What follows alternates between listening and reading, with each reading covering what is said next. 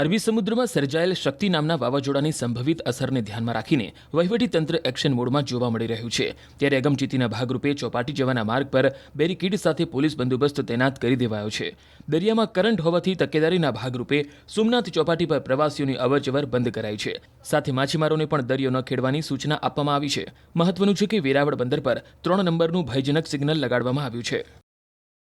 हाल पण दरियाની અંદર કરંટ છે તે જોવા મળી રહ્યો છે, પરંતુ ગીર સોમનાથ જિલ્લાનું જે વાતાવરણ છે તે એકદમ શાંત જોવા મળી રહ્યું છે, કારણ કે ગીર સોમનાથ જિલ્લાની અંદર હાલ કોઈ વરસાદી માહોલ નથી। પરંતુ જે રીતે આપણા સહયોગી પટાટે કહ્યું તે પ્રમાણે વાવાઝોડું છે તે દરિયાની અંદર ફેંકાઈ જશે, પરંતુ તેમની અસરો છે તે ક્યાંક ને ક્યાંક દરિયા કિનારા એટલે કે સૌરાષ્ટ્રના દરિયા કિનારા ઉપર જોવા મળશે અને તેમની અસરના કારણે જે હળવાથી મધ્યમ જે વરસાદી ઝાપટા પડશે તેમને કારણે ખેડૂતોને મોટી નુકસાની જવાની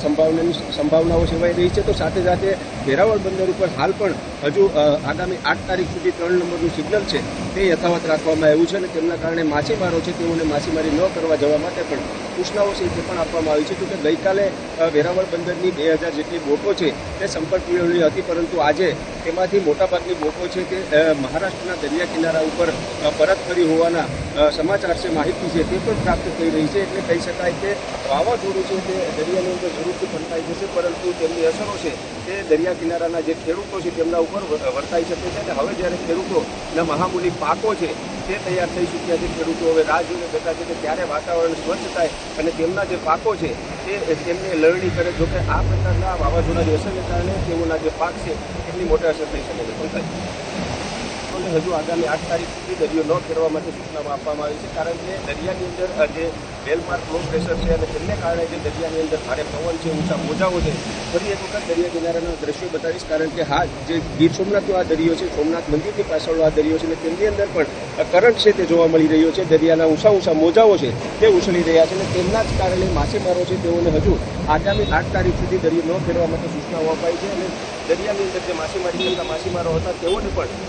સોમનાથ જિલ્લાની જો વાત કરીએ તો વહીવટીતંત્ર દ્વારા છેલ્લા લગભગ કહી શકાય કે 30 તારીખથી આ શક્તિ નામના વાવાઝોડાને લઈને તૈયારીઓ કરવામાં આવી હતી અને તેમના ભાગરૂપે જે સોમનાથ જિલ્લાના જે માછીમારો છે તેમને સૂચના આપવામાં આવી હતી દરિયાની અંદર માછીમારી ન કરવા જવા માટે, તેમજ દરિયામાં જે માછીમારો હોય છે તેમને પરત બોલાવાયા હતા। પરંતુ વાતાવરણની જો વાત કરીએ તો ગીર સોમનાથ જિલ્લાનું વાતાવરણ છેલ્લા 2 દિવસથી સ્વચ્છ દેખાઈ રહ્યું છે, પરંતુ સાથે સાથે જે પ્રમાણે આપણા સહયોગીએ કહ્યું કે વાવાઝોડું દરિયાની અંદર ફેંકાઈ જશે અને તેના કારણે જે સૌરાષ્ટ્રના દરિયા કિનારા ઉપર હળવાથી મધ્યમ વરસાદ પડવાની જે આશાઓ થઈ રહી છે, તેમને કારણે ક્યાંક ને ક્યાંક ખેડૂતો છે તેઓ હાલ ચોપાટીની જો વાત કરવામાં આવે તો ચોપાટી પર આમ પણ સામાન્ય દિવસોમાં પણ જે પ્રવાસીઓ હોય છે તેમને નાહવા ઉપર પ્રતિબંધ રાખવામાં આવતો હોય છે, પરંતુ હાલ આ જે વાવાઝોડું છે, શક્તિ નામનું વાવાઝોડું સક્રિય થયું હતું ને ત્યારબાદ ક્યાંક ને ક્યાંક પ્રવાસીઓ છે તે દરિયા કિનારે ફરવા માટે જતા હોય છે અને તે ફરવા માટે જાય અને તે દરમિયાન જો અચાનક મોજું અથવા તો દરિયામાં ભારે કરંટ હોય અને કોઈ પ્રવાસીઓને જાનહાનિનું નુકસાન થાય, તેમના ભાગરૂપે ગીર સોમનાથ જિલ્લા પ્રશાસન તંત્ર દ્વારા ત્યાં બેરીકેડ લગાવવામાં આવે છે, પોલીસનો ચુસ્ત બંદોબસ્ત લગાવવામાં આવ્યો છે, જેથી કરીને પ્રવાસીઓ છે તે ત્યાં ન જાય।